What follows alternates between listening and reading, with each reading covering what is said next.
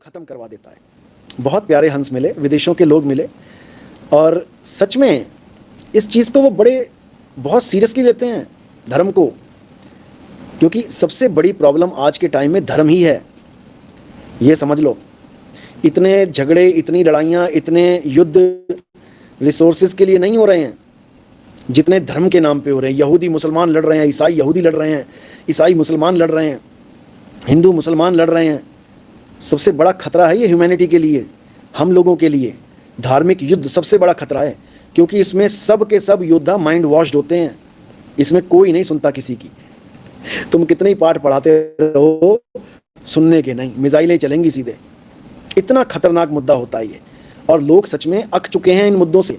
इसीलिए परसेंटेज बढ़ती ही जा रही है नास्तिक लोगों की, क्योंकि उनको मिसगाइड करने वाले ज़्यादा मिल जाते हैं। गाइड करने वाला कोई नहीं मिलता, मिसगाइड वाले मिलते हैं। इसलिए ये बहुत सेंसिटिव मैटर हो चुका है वर्ल्ड लेवल पे। आज देख लो, मिसाइलें चल रही हैं केवल इसीलिए क्योंकि एक दूसरे से वैर विरोध रख चुके हैं, नफरत कर चुके हैं, केवल और केवल धर्म आई हैं। हम हिंदू हैं। हम ये कब कहना सीखेंगे कि हम इंसान हैं? भूल चुके हैं हम इंसान को, भूल चुके हैं हम इंसानियत को। हमने खुद को बांट के रख दिया है। सबसे बड़ी प्रॉब्लम है दुनिया की ये। और यकीन मानना, अगर ये प्रॉब्लम जल्दी ठीक नहीं की गई तो इंसान नाम की चीज लुप्त हो जाएगी, ढूंढे नहीं मिलेगा गया कहाँ ये।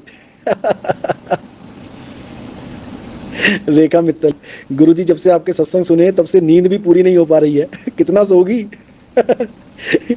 जन्म जन्म की नींद उड़ जाती है जब सत्य सामने आता है। इसलिए अब जाग मुसाफिर रे। चलो, तो इस मुद्दे को जल्दी से जल्द सॉल्व करना पड़ेगा, नहीं तो बहुत बड़ी तबाही इंतज़ार कर रही है। अच्छे से समझ लो इसको।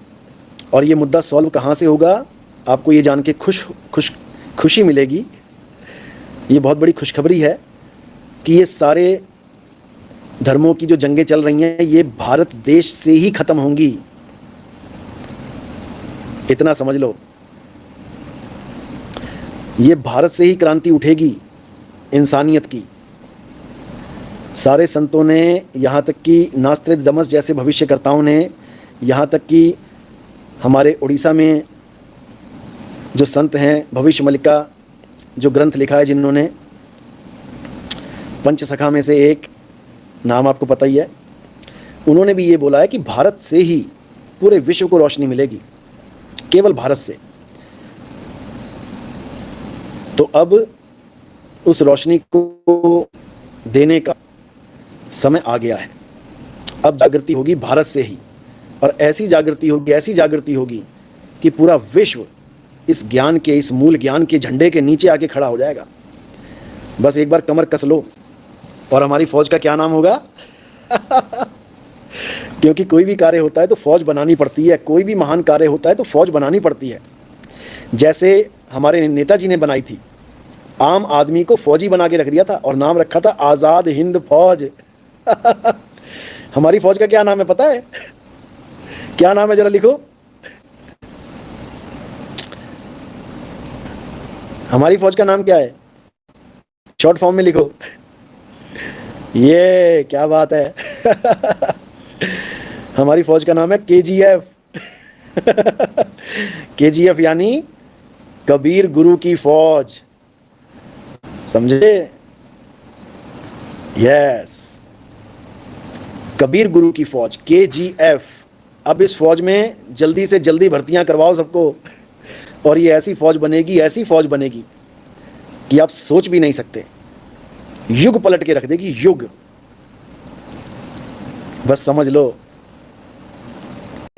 तो अब इस फौज का निर्माण हो रहा है, और देखते देखते देखते ये पूरी फौज विदेशों तक पहुंच जाएगी, और ये ऐसी फौज बनेगी कि इसके आगे कोई टिक नहीं सकता। बस इतना समझ लो। लेकिन भरपूर योगदान करो, भरपूर तन मन धन, ये तीनों लगा देने आपने, क्योंकि ये आखिरी मौका है। इसके बाद कुत्ता गधा बिल्ली बन गए अगर, तो क्या करोगे बताओ, क्या करोगे? एक आदमी 84 में चला गया तो क्या कर लेगा बताओ? अभी मौका है, परमात्मा के नाम पे मालिक के काम में पूरा योगदान दे। सतगुरु की सेवा सफल है और जो को करे चितलाए। अब कई लोग कहते हैं सतगुरु की सेवा का मतलब होता है परमात्मा की सेवा, देही गुरु की बात नहीं है यहाँ पे। ठीक है, तुम ऐसे ही मान लो। अब परमात्मा की सेवा कैसे करोगे? पैर दबाओगे जाके? परमात्मा तुम्हारे पैर दबाने का वेट कर रहा है क्या? सतगुरु की सेवा का मतलब होता है सतगुरु के जीवों को जगाने की सेवा, जैसे बाबा नानक ने करी। 4 उदासियां चारों दिशाओं में क्यों करी? उनको क्या जरूरत थी भैया? जो लोग कहते हैं नितिन दास प्रचार करने इतनी दूर दूर जाता है, इसको क्या जरूरत है? परमात्मा खुद कर लेगा। तो बाबा नानक के टाइम पे क्यों नहीं कर पाया? उनको जाने की क्या जरूरत पड़ी थी?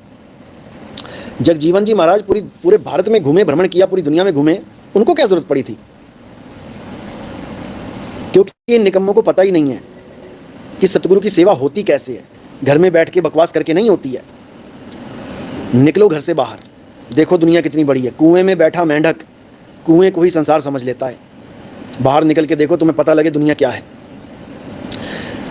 घर में बैठ के पंखे के नीचे यूट्यूब पे रिकॉर्डिंग करके डालने से कोई महान नहीं बन जाता। जूते घिसने पड़ते हैं, पैदल चलना पड़ता है, पसीना बहाना पड़ता है, लोगों से मिलना पड़ता है, कई बार गालियां भी खानी पड़ती हैं, कई बार नाराज़गी भी झेलनी पड़ती है। हमेशा हार ही नहीं मिलते, फूलों के जूतों के भी मिल जाते हैं कई बार।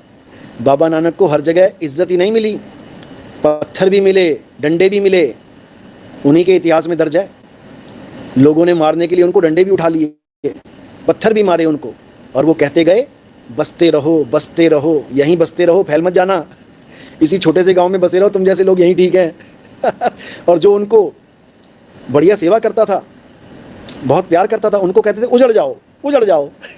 यानी तुम यहाँ मत रह जाना, इसी गांव में उजड़ जाओ, दूर दूर जाओ तुम लोग, ताकि तुम्हारे संस्कार औरों को भी मिलें, दूसरों तक तुम संस्कार पहुँचाओ, उजड़ जाओ। तो संतों की वाणियों में भी गुप्त भेद होते हैं।